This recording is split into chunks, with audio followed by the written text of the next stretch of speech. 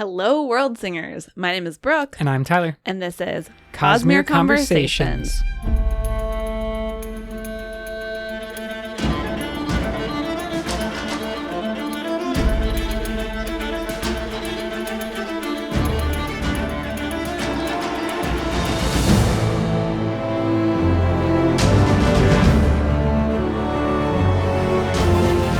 Welcome back, listeners.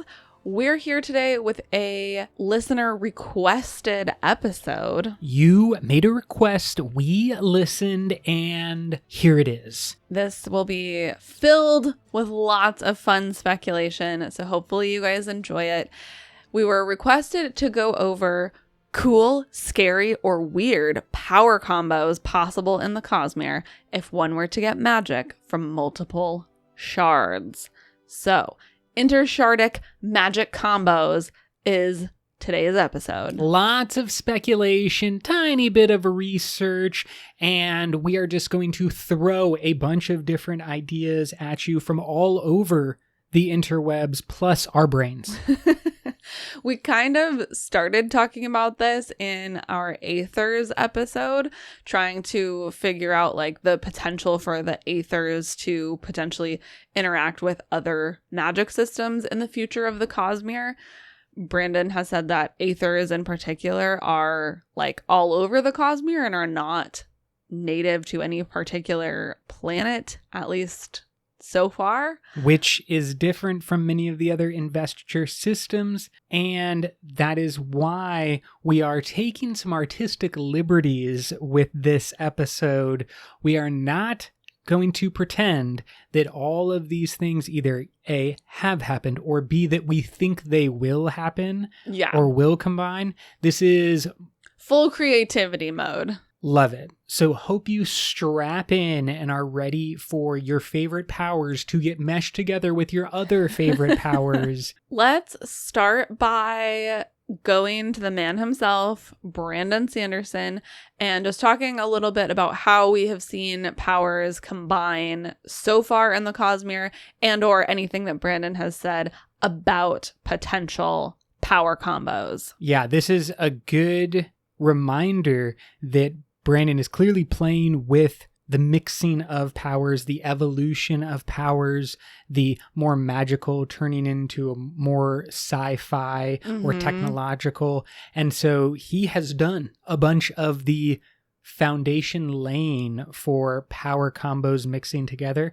And I think we should also disclaimer, because when we started talking about this off mic, we sort of realized that we were going to need to do a whole separate episode on fabrials in the Cosmere.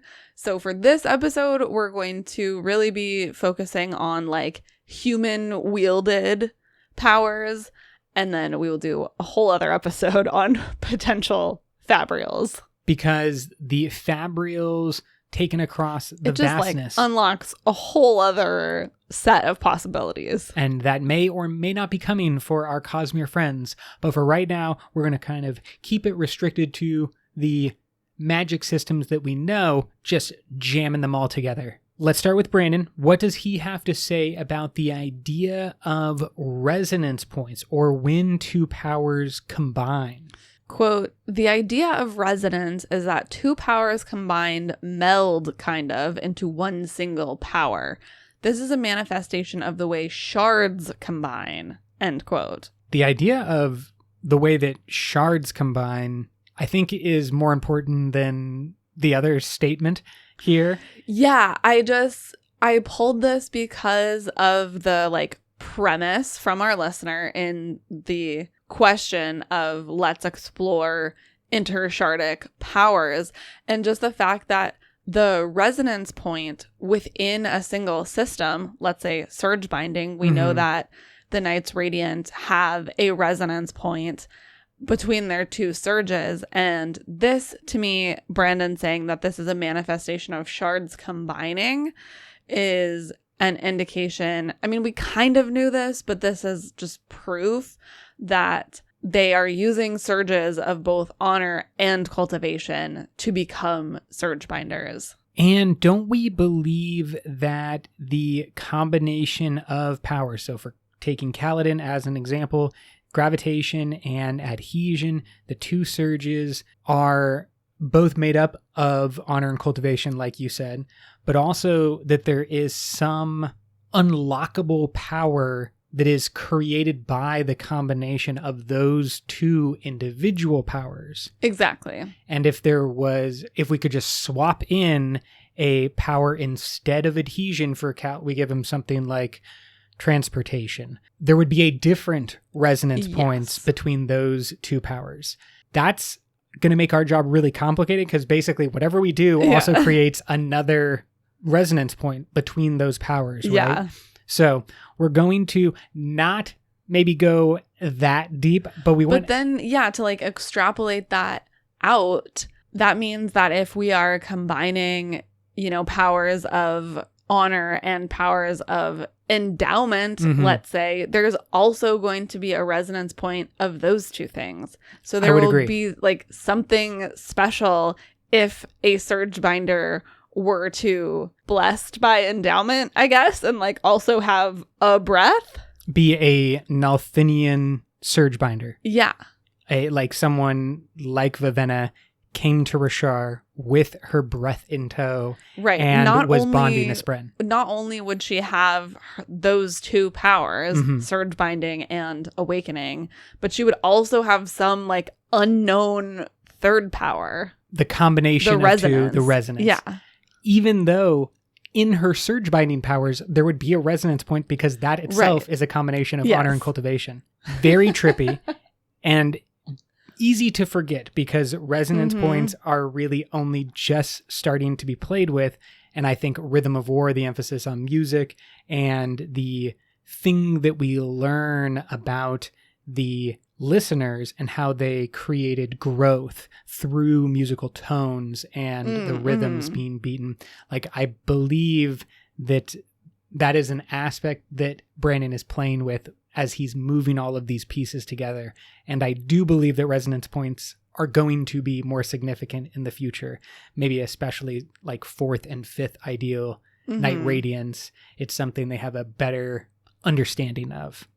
So there's plenty to play around with, and it would surprise no one that the Cosmere community has asked this question quite a bit. So we're going to pull in resources from the fans all around the interwebs and talk about some of those fun combination of things. There is a sort of power combo that we see in book. Yeah, so this is the first thing I want to talk about because it's a good reminder and a helpful bit of understanding what happens when powers combine. So because it is a little complicated. And of course, we are talking about compounding on Scadrial. The secret to the Lord Ruler's reign, and one of the more potent examples that we see of Miles' 100 lives in Era 2. But compounding is the combination of two different, once were separate, power sources or magic systems on Scadrial, which is Allomancy and Feruchemy. When you have a combination of those two things, and let's just pretend like the Lord Rulers are example here, a full Mistborn and a full Feruchemist, your overlapping metals that can be both metal mines and allomantically burned creates a loophole and a magic mushroom-esque boost. You remember like Super Mario when you get the magic mushroom? That's basically what is going on here when you are able to compound. You become gigantic Mario in whatever metal you happen to be allomantically burning. That's the fun example. Brooke, can you take us through the more serious bit of what is going on? Well, I think it's important to note that compounding gives the supercharged burst of the ferrochemical attribute rather than the typical allomantic ability. The allomantic ability is actually superseded by the ferrochemical ability when you are compounding. Yeah, so I think that's important to remember, is that it always sort of tips to the side of Feruchemy when you're compounding. It's not going to boost your allomantic ability. In book, we hear a couple of times from Sazed and Wax that the ferrochemical power is able to be accessed by tenfold, but we don't actually know if that's like hard science. Yeah, Marasi has just showed up being like, hey, maybe we should count things and use numbers. And they're like, she's the Sigil of Scadrial. Exactly. Like, excuse me, maybe we should get some data here. And we're guessing, but that concept of a tenfold increase is what serves as the basis of the power source for Miles' 100 lives. So he is a gold compounder, which means he can allomantically burn gold, a not that useful secondary power. Yeah. And he can ferrochemically use gold to store and retrieve health to heal himself. Yes. And so when I feel like we just have to note that this has to be just exceedingly rare. First of all, just to be a compounder in the first place, to have the accident of birth to be an allomancer and feruchemist, period, and is then rare. to be an allomancer and feruchemist of the same metal, super rare. And then, like, the fact that Miles just happens to be a gold compounder is 1 in millions. Exactly, because each of the unlikelihoods are stacking up against, and that also then begs the question of, was Miles born or was he made? If you are a gold compounder, you've basically rollen such a lucky throw of the dice that how do you not become an egomaniac? Yeah, how do you not become a villain of sorts when you're just like, I seemingly have been blessed by I've been harmony. chosen by God, And then that begs the question of like, how involved in Miles' creation was harmony, because he needed a foil for Wax to train him to be this. That is too far of speculation for today. Let's stay have to tight. Table that for another day. Yeah, because Miles is able to store his health in a gold metal mind and then allomantically burn that metal mind and get a tenfold increase on the healing properties that someone like Wayne, a regular gold metal mind user. So, question. Is Miles just constantly leeching off a little bit of his health? And like we see Sazed in Era 1, making himself like under the weather, sick a little bit. He's got like a runny nose and like a cough and stuff, not feeling great because he's storing health in his metal mind. Is Miles doing that all the time, just on like a smaller level, and then being able to tap it when he is hurt? Yes. There has to be some point when he is storing health normally. Maybe. But then, let's say, his metal mind is full or whatever. He spends like a week feeling ill. Then he burns his metal mind. Okay. Right? Yep. He swallows it and starts burning it. Yep. But that health that he stored is lasting much, much longer than it would typically if he was just tapping it as a metal mind. Yes. Because of the allomantic element here. The compounding element. Yeah. His compounding. Well, I'm just saying he's adding allomancy to the feruchemy. Exactly. Instead of being a simple addition or subtraction formula, we've added in multiplication. And that is what a compounder is able to do. And so that health that he stores should take him minimum 10 times further than it would take Wayne or a regular gold feruchemist. So Wax should have just waited until Miles was like doing his sick week now, and like attacked him then. There is an interesting couple of theories that I've seen specifically more playing around with where we're going to go, which is pushing the envelope. But even someone like Miles would theoretically be able to be under the weather, or we'll just say sick. He's sick for 1 hour. But then because he got 10 hours worth of health from storing that 1 hour, he could actually drain 1 hour of health while he is being sick and effectively have no result. Like he could be storing, because it's a compounding. So he's storing so much more health that effectively he never actually is weak. He's never in a position of actual weakness. And that's a theory. We've never seen Yeah. Miles like be by himself storing up Right. his metal mine. We know that Wayne has to do that. Yeah. We know that Zaze has to do that, but there is some speculation that someone like Miles would never have to actually be in that position of ultimate weakness. And the only way that he would be at risk is if he didn't have a metal mine already sitting by him. Right. But we know he has ones like embedded in his skin Yeah. and that he can use when he's about to die. So he's thought this problem out. Like, Yeah. I don't think he's ever at risk by the time we meet him as Miles 100 Lives. But early on, that's what I would figure. You know, he was discovering these powers. But I mean, how many hours upon hours do teenagers have? He could just have sat around instead of playing video games. Yeah, you're just filling like his metal playing mine. with your powers. Exactly. Yeah. Playing with your powers. How would you not do that as a young person of course discovering you like would. everything that you're capable of? Yeah. And it's just like, yes, I can cut myself and heal this quickly, and I need to be under the weather for 1 minute or 5 minutes to equal that amount. Like, that's all I would be doing. And then I would become Miles 100 Live. This is all I'm trying to say here. Don't give me power, people. It's a dangerous, dangerous thing. Now, Brandon has said that compounding is only possible if the metal mind is not locked by someone's spiritual identity. And that means that it was either created by them, Mm-hmm. so they are the key, or it was unkeyed somehow. And Yeah, so Miles couldn't like take Wayne's Mhm. metal mind and be able to burn it and compound it. and vice versa. Wayne could not do Right. the same for Miles. Yeah.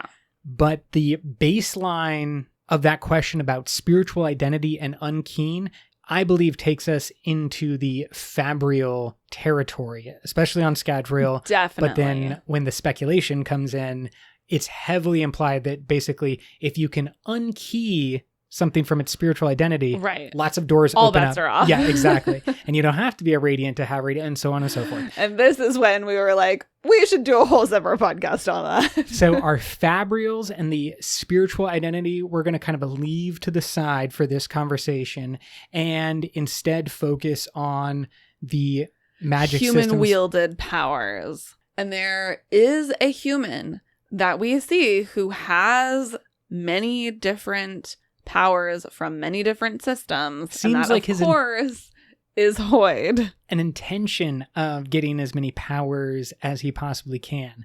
And so if there's going to be an example in the Cosmere of someone with multiple power systems from multiple areas, it's Hoid. Which is interesting because I feel like in what we've seen of Hoid so far, we really haven't seen anything that would indicate a particular resonance point between systems. We've seen instances where it seems like he's burning metals or using life sense from awakening and things like that. But there has never yet been a moment where I'm like, I don't really know what he's doing here. And in a way that could indicate multiple power systems at play. So I think that's kind of interesting.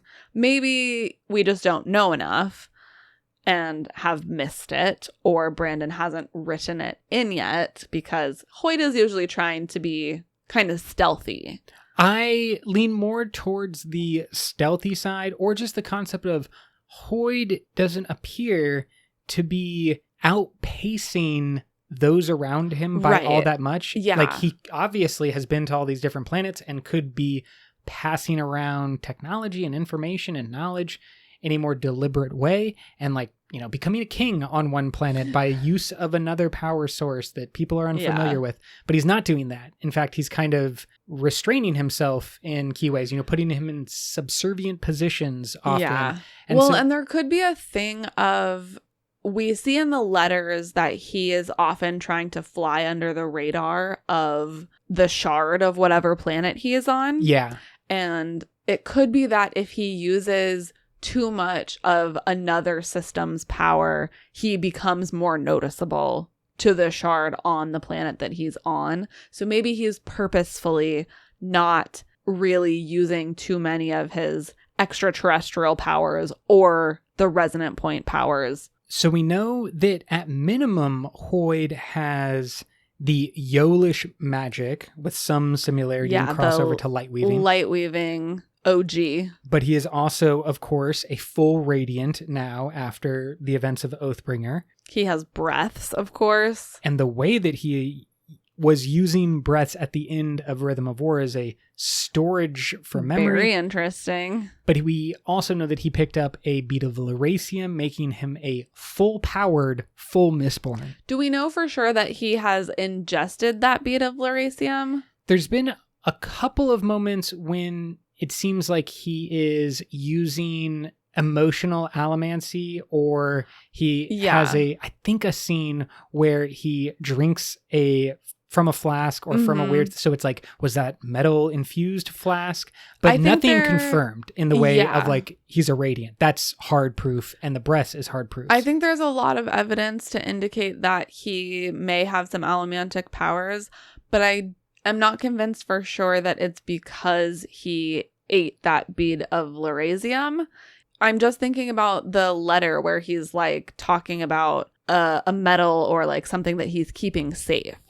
Interesting of note, Brandon said that Hoid actually used a connection hack to try and induce the Shroud in himself from Elantris. Oh, from Elantris. And he failed. So he is not an Elantrian, but he wanted to be able to access the door. And that seems to be the one that is currently eluding him. Yeah, that's interesting.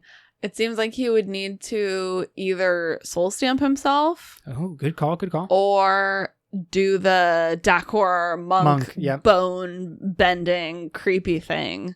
But that seems unpleasant. Yep, it's a little more hemalurgic, and maybe that's something that Hoid doesn't want to go down. You know, yeah, do we think Hoid has any hemalurgic spikes?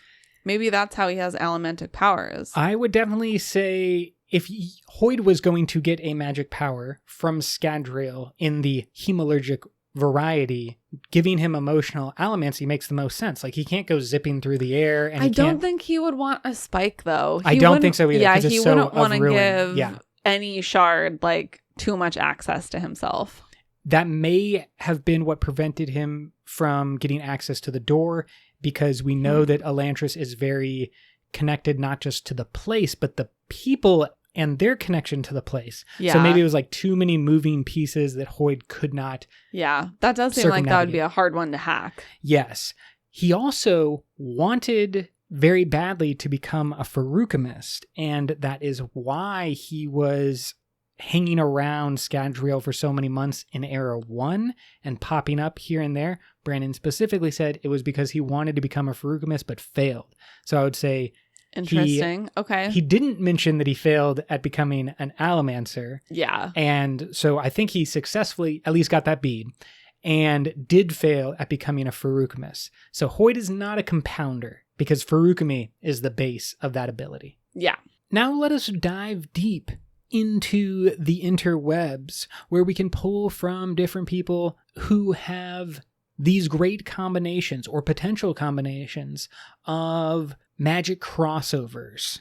Do you want to start us off with user RDY8? Yes. Quote, Radiant with allomantic pewter via a hemalurgic spike. Oh, my gods, they would never have pewter drag. They could Stormlight heal it away. The endurance and the strength together with very little consequence. Could be a pewter savant without risking their life. End quote. I love this one, and I think Radiance Mistings are going to be a very popular combination. Yeah. The simplicity of the hemalurgic spike, as we just talked about with Hoid, is probably a good bet. Like, I think a Radiant could very easily, if they could get off Rashar. But we're not playing by those rules anymore. So stay with us, folks. So a Radiant very easily could get a hemalurgic spike to be enhanced with pewter, and then have all the pros and none of the cons. Would a Radiant need pewter, though? They're already so strong. I think that's the key thing that Radiants are not, at least Kaladin and the Windrunners. It specifically says that they don't increase their strength. And that was like the question about what Rock did with the shard bow. Like, how is he able to pull it? Nobody can be able to pull it unless you have armor. Right. And that question of strength specifically is, I think so far absent any of the radiance. Okay. Maybe the stone wards and maybe the bondsmith. Like, I don't know. There could be something going on there, but Yeah, just with the surges that they can manipulate, it might effectively give them strength. But pewter does enhance your strength. Okay, and that's a pretty good call. resistance as well. And so with Stormlight backing you up, you would be able to heal yourself from the negatives and bump your strength to a point where you would basically be like a shard plate wearing Radiant, but without the shard plate. You know, you just tank blows left and right. People are swinging at you and you're just like, no thank you, no thank you. Pick people up, throw them. Tell us about another combination from user Faticus42. I thought this one was really interesting. They said allomantic electrum plus illumination equals trickster. Use electrum to see your potential death. Use illumination to fake said death. Catch your opponent off guard thinking that you're dead. I love this one. This is a great, I love when they also like come up with a name for it. Yeah. Or, you know, an order, the trickster god, Loki's friends, because that's an amazing ability. You have Electrum showing you the future death. And I think that someone who was like Shallan, in touch with their illumination skills, would be able to take from their Electrum sight, their Electrum vision of the future, and immediately project that out with their illumination. Like, I imagine that would be seamless. Yeah, that seems like that would work pretty well. Love that idea. Yeah, so good. And then they also gave an example of the surge of abrasion plus Feruchemul steel. They say use abrasion to reduce the friction on your body, and then use Feruchemul steel to move incredibly fast, no longer bound by the limitation of friction. There's a couple of people who understand physics and are thinking, oh, that one wins. Because you can basically just take off and have zero friction. That initial burst of speed would also be all you need to continue to go. Because if there's no friction, then there's no reason you slow down. And yeah, so you would just be that one superhero. The Flash? Yes. The Flash. Yeah, you would absolutely be like the Flash. And I think that's also seemingly practical. None of these are practical. Yeah. There's no practicality here. We've gone complete chaos, and I think now is the time when we should introduce some of the options that were thrown up on the 17th shard. Yes. A long-running blog post that includes many different combinations. We have dozens, literally dozens of possible combinations here, and we're just going to throw a bunch at you rapid fire. Okay, let's go off into the woods of the Cosmere a little bit and bring in some Sand Mastery, because someone came up with a combo of Sand Mastery, Feruchemical Bend Alloy, and Feruchemical Iron. They say since Sand Mastery requires hydration, similar to how Awakening requires color, Feruchemical Bend Alloy is the perfect complementing power.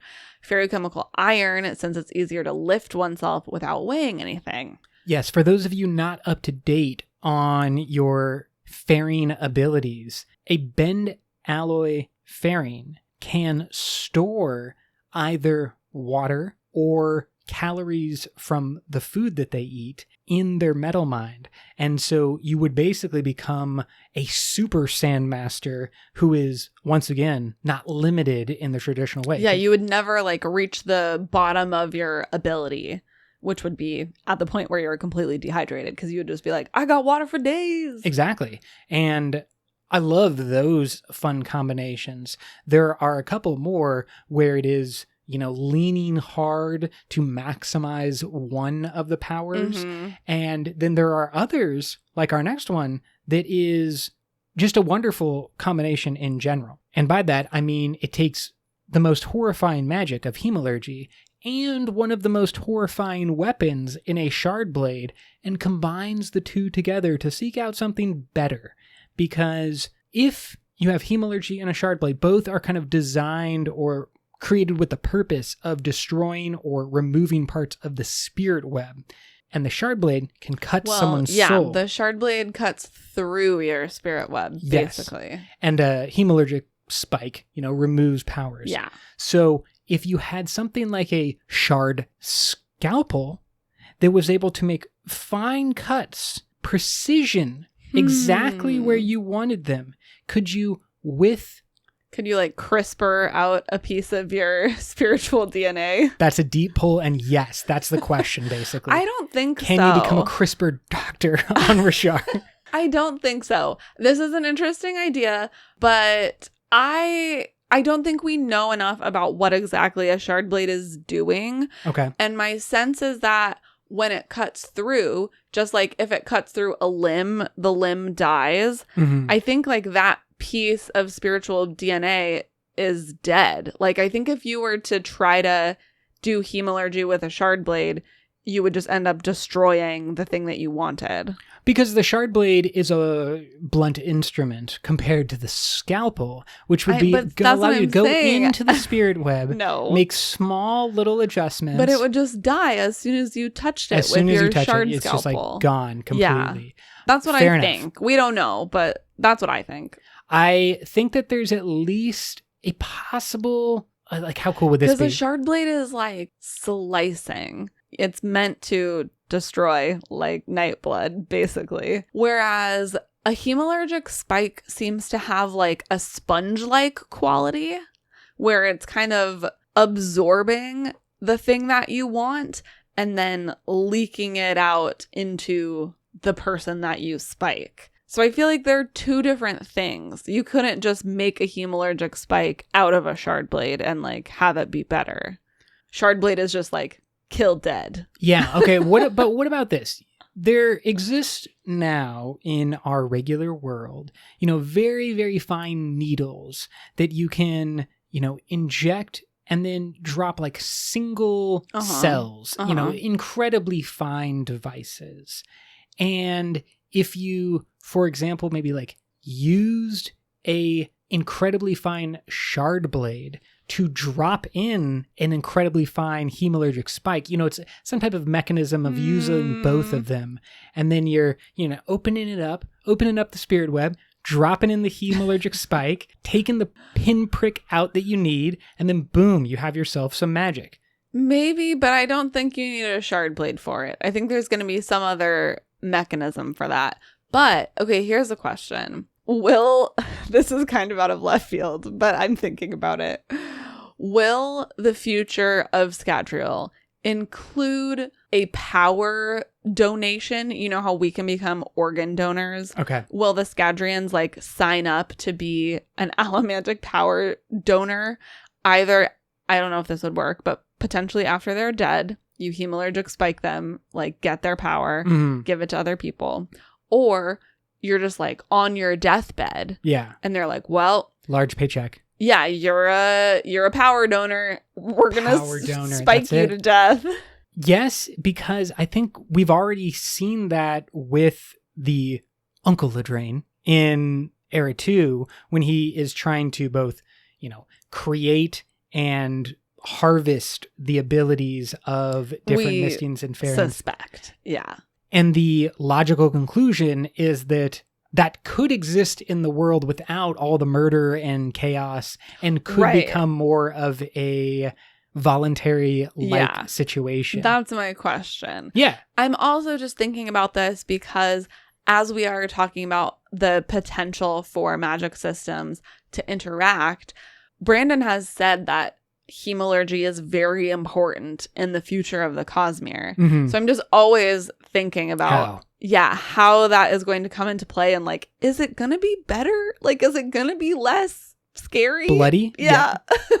I think in the short term, no. And in the long term, maybe. Yeah. I believe that hemalurgy's key benefit, like maybe one of the biggest advancements in the Cosmere will be when they figure out how to hemalurgically spike someone without killing them. Maybe done by a trained surgeon with a shard blade that can adapt to anything that he wants, including a shard scalpel. Kaladin for Shard Surgeon of the Year.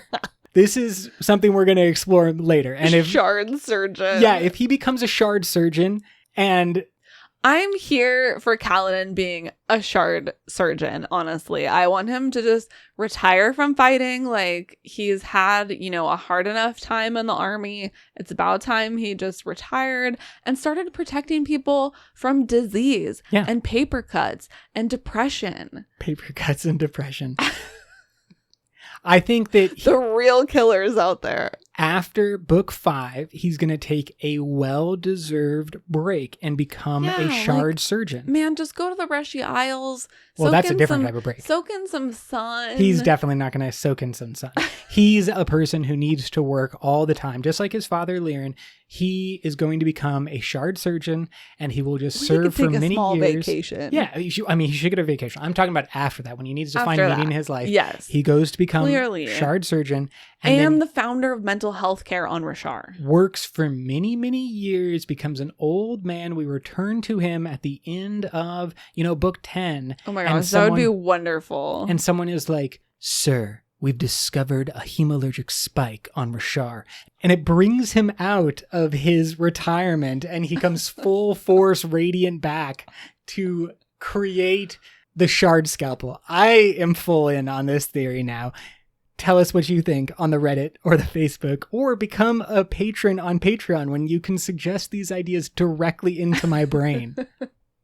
Okay, getting back on track. Let's go with some quick ones, because I just took everyone off on a random tangent. Let's go with a couple of just upgrade packs. I love these ones. I love these ones too. Okay, the sensory upgrade pack has Allomantic 10, Ferrochemical 10, and the Heightenings. Want to know everything that everyone is talking about? Yeah. Upgrade your senses. Let me upgrade you. Exactly. This is just waiting for a catchy jingle to be written about, and then they're selling these in the street, and it's just like, number 1, full sensory upgrade pack. You don't want that one? How about the investiture sensory pack? Because if you combined life sense and Allomantic bronze, you could know all of the different types of investiture all around you. I see. It's like an investiture detection pack. Yes, exactly. Got it. Great for the detectives out there who, out there role playing. You can become a human alarm. Exactly. For any investiture user. Always know. You would be very valuable in a society. You could serve as a bodyguard or some type of chief of security and just be like, I always know when bad guys are around. Or good guys. Your whole team. Exactly. Just like, if anyone's using power, you know about it. There's also the Future Sight pack, which would be a Truth Watcher with Sack, who, of course, predicts or shows you possible deaths. Allomantic Electrum, Allomantic Atium, and Allomantic Duralumin. Just for a boost to all of those powers. Just in case. You need to be extra aware of your eventual future and or deaths. You have 3 different planets, 3 different magic systems, and the interesting introduction of everyone's favorite bird friend, Sack. Because I think Aviar are one of the examples of this that already exists on the page. They seem to be the easiest thing to sort of move around the Cosmere. Yes, exactly. And therefore, by the people who know that they also bestow magical gifts, very valuable and highly desirable. We see in the far future, in the preview chapters of the Six of the Dusk future, Era 4 of Mistborn, the far, far future, we see the arrival of Shard Bearers and Scadrians, seemingly both wanting these Aviar. Yeah, which I find interesting because it seems like having the Aviar would not be as beneficial, would not be as big of a power up as, for example, some of these other power combos. If you become a Radiant, it's way better than having an Aviar. Okay, but then I guess I'm curious what the resonance point would be between any other power and having an Aviar. Is there one? It seems like they just have their sort of singular trait that they would add on top, and be a cherry on top. It's hard for me to understand how that would interact with other powers in a way that would create a resonance. It does seem to be a little outside of the user themselves, because of course it is outside of the user. Here's a weird question. Okay, hit me with it. What if you went to First of the Sun? Mm-hmm. You went to like the special grove where the birds go and they eat the fruit and they get the parasite and they get the powers. Yep. What if you eat the fruit and then you get the parasite? Do you get the powers? I think that it Can you just like infect yourself with this power carrying bacteria or whatever it is? I think that might be an example of why the birds are so valuable, but I'm gonna hold off on that far speculation and just answer directly, because I think the answer is no. Can you? I'm like really going on crazy tangents this episode. You've become me in the normal sense. Here we go. I'm going all the way. So if you get the bird, let's just say we have the technology that we have currently here on Earth. Mm-hmm. You get the bird like feces, which probably has some of the parasite, bacteria, whatever in it. Can you then like build a culture of that bacteria, develop it, and then you have like an unlimited supply of magical bacteria? Yes. This is why I think you're the obsessed AVR... with bacteria. Yes, of course. This is why I think the AVR are valuable, because the key aspect of AVR is that they have developed a symbiotic relationship with the bacteria. I don't know if the bacteria from the magical grove can exist inside of Right, that would be humans. the question. Yeah. Is it bird friendly only? If it's bird friendly only, and it's because of their long-standing relationship, all of the... This is what I hope happens. I hope that Mraize does everything that I just said because he's power hungry. Mm-hmm. And then it turns out that bacteria kills him. He's doing the different types of experiments when he's injecting himself. Exactly. And he's like, this is good for me. I'm just going to put the bacteria I'm going to get inside. power. And then you're like, nope, just kidding. You're going to die. Strong feelings for Mraize. Understandable, though. I believe AVR are a key bit for understanding what will come, and a little bit more of what we'll talk about in our Fabrial episode. But I think that the key thing about the AVR is that they are the entire ecosystem for the bacteria. Mm-hmm. The bacteria exist inside of the AVR. And so the AVR can go wherever it wants, all across the Cosmere. But the bacteria goes, I'm home. I'm exactly where I'm supposed to be. Right. So the bird itself is like the special box around the Sion that allows it to travel around the Cosmere and like not be attached to its home planet. Yes. Because as far as the bacteria knows, it's like, I am home. Exactly. I'm inside of my bird. It's comfortable. And so that realization may have given these sellish people a insight into how to use their seance. If you put the seance in a box, in a bird, and use an ability to, trick it on where it thinks it is, then it will just operate as normal and allow them to do the walkie-talkie move. That's a lot of speculation, but we have some more power combinations. Okay. And this one could be one of my favorites. I like this one a lot. Tell me about it.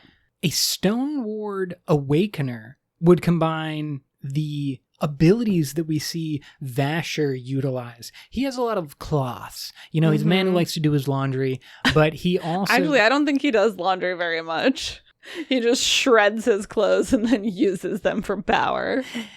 And he uses them specifically, that cloth and fabric, to awaken and extend his limbs or reinforce his limbs. So, grip things, take my fall. I think, organic materials are easier to awaken.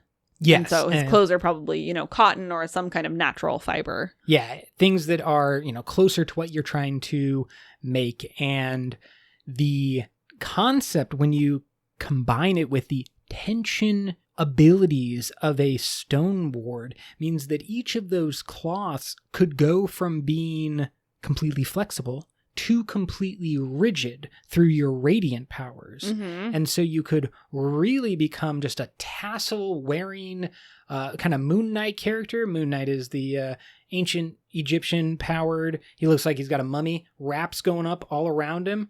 basically all of those wraps can become manipulated by the Stoneward Awakener to do both awakening things, like you could throw it at your enemies, but then with your Stoneward magic, you could turn that into a spear instead of like it could become incredibly stiff and incredibly straight, and that piece of cloth just turns into a spear. You could throw dozens of them all at once, and then like they're sitting on the ground and they stiffen and, you know, grab onto your enemies. So you could just get incredibly complex with just tassels everywhere. And then the most impressive is you bring all those tassels back to your body, wrap them up all over you, and then you could change the stiffness at different times. So you'd have like an exoskeleton of sorts, do all that cool jumping and, you know, impressive fighting abilities. I'm not convinced that a Stoneward Awakener could make fabric like as strong as metal if it's just becoming more tense, but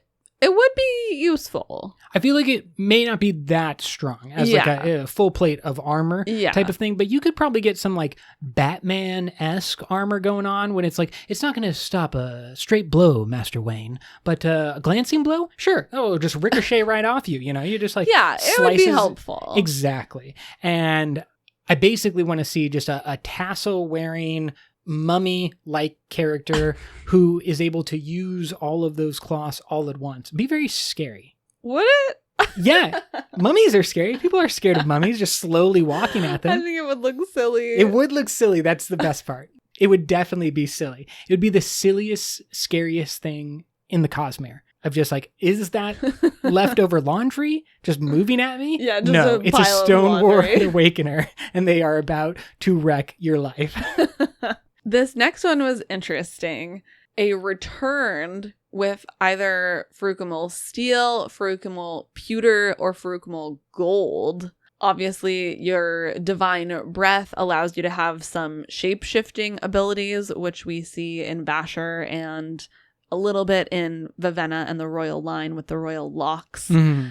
And so the idea here would be that you could make yourself super muscular and keep your muscle mass like normal by storing pewter, as well as make yourself faster. The original poster pointed out that Denth was inhumanly fast.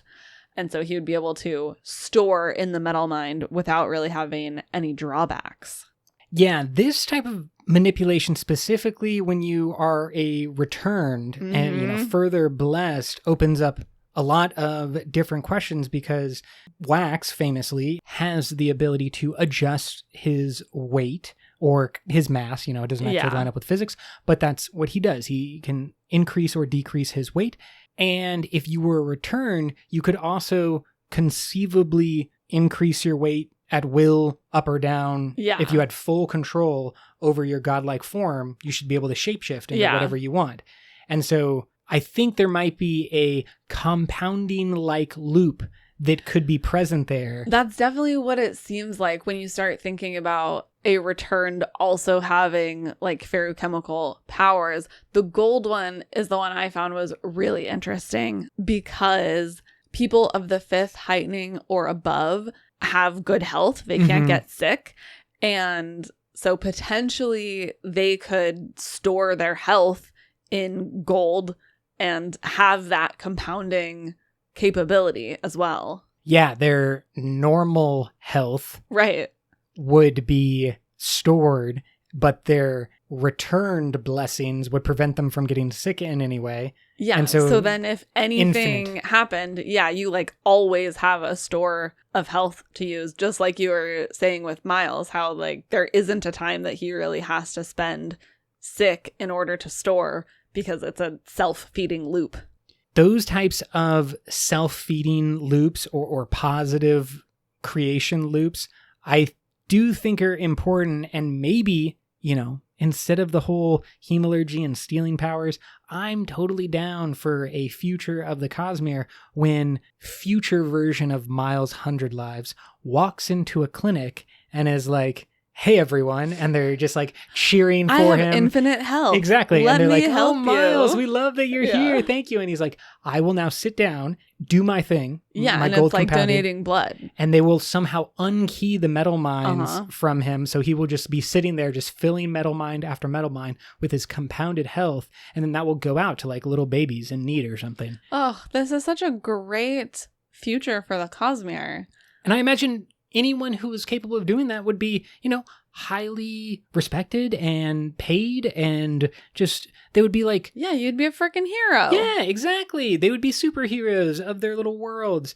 And if it was valuable... Like, do you remember how in the sequel to Avatar: The Last Airbender, The Legend of Korra, the lightning benders were able to like lightning into power stations, and they like charged it up?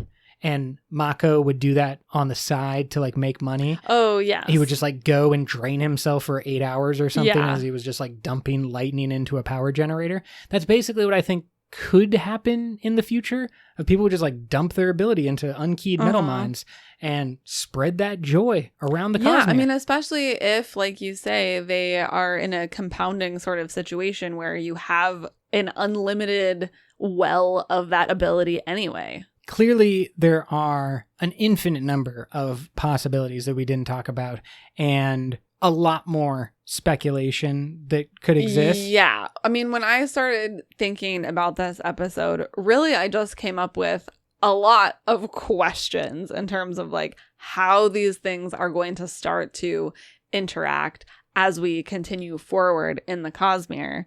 Going back to our Aethers episode, like what would happen if a metallurgist also bonded a metal Aether? Yeah, do you think that the metal Aether would allow them to kind of act as a compounder with their... Potentially. Or, if you have a push or pull, either iron or steel, are you then able to manipulate your metal Aether in like different, weird, crazy ways?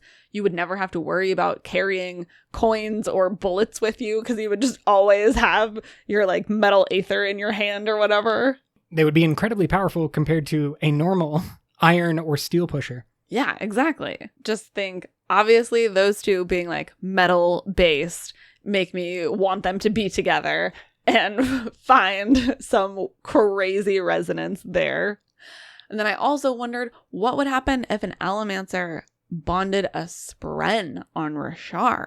We do know that there are some Scadrians who are hanging out on Rashar. I don't think that any of them are Mistings, but I would suspect that any Allomancer who was able to bond a Spren, like that should still work. I think that one is very easy to imagine. That one seems easy to stack. Yes, because all you would have to do is take metal from Scadrial, you and your spirit web travel to Rashar, and then bond a Spren. I guess that's the difficult part. And I don't see a reason, or I don't know of any word of Brandon that would specifically say like an Allomancer on Rashar burning metal from Scadrial would not work. Wouldn't work. Yeah, it seems like it would still work. I mean, aluminum on Rashar basically does the same thing. So theoretically, the metals have the same properties. So if you were, let's say, a windrunner and a steel pusher, you could like make yourself fly and then also direct yourself by pushing off of steel and have much more control, or like much easier control than all the other windrunners. Yeah, absolutely. You wouldn't have to constantly be doing the gravity flip thing and just like falling towards your destination. Yeah.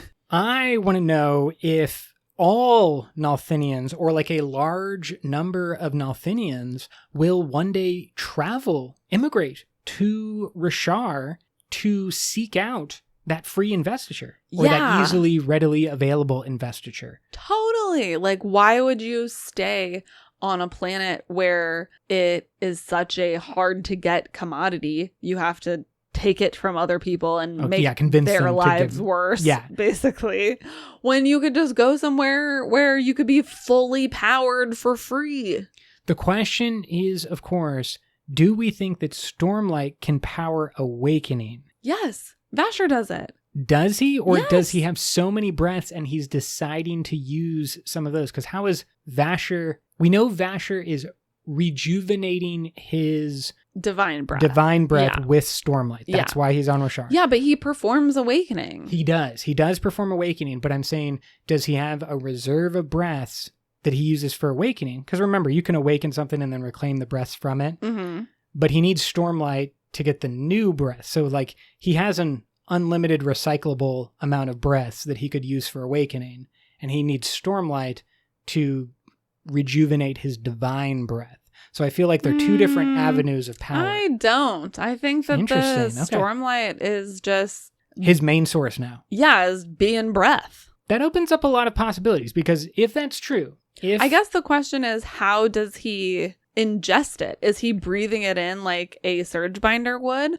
Or is that a Surge Binder only power? And then how is he like getting the investiture into his body system? I would think that a returned who has lived for hundreds of years would have a pretty close familiarity with how he gets the actual like invested breath. Clearly, it can be very simple Does he on his just planet. say the little poem thing like to the rain as the storm comes? He's like, your life become mine, your breath become mine. I think there could be something there. Badger just stands in the rain saying poems. And becomes magically rejuvenated. Yes, that's exactly what happens. That's kind of beautiful. If that does apply to other Nalthinians, that would be even stronger motivator. Because right now, I would say like my group of return would be the most likely to go to Roshar and follow Vasher's footsteps. Yeah, and be like, we don't have to die or kill anyone else. Exactly. And the Nalthinians who are not returned still could, if they can somehow access Stormlight as just a reserve of power and use it as Awakening, that's very powerful. Yeah, exactly. It seems like they would all come to Roshar. Just a mass movement like to you would Roshar, really have an immigration problem. which they already did on this planet many, many years ago. True. Started the desolations.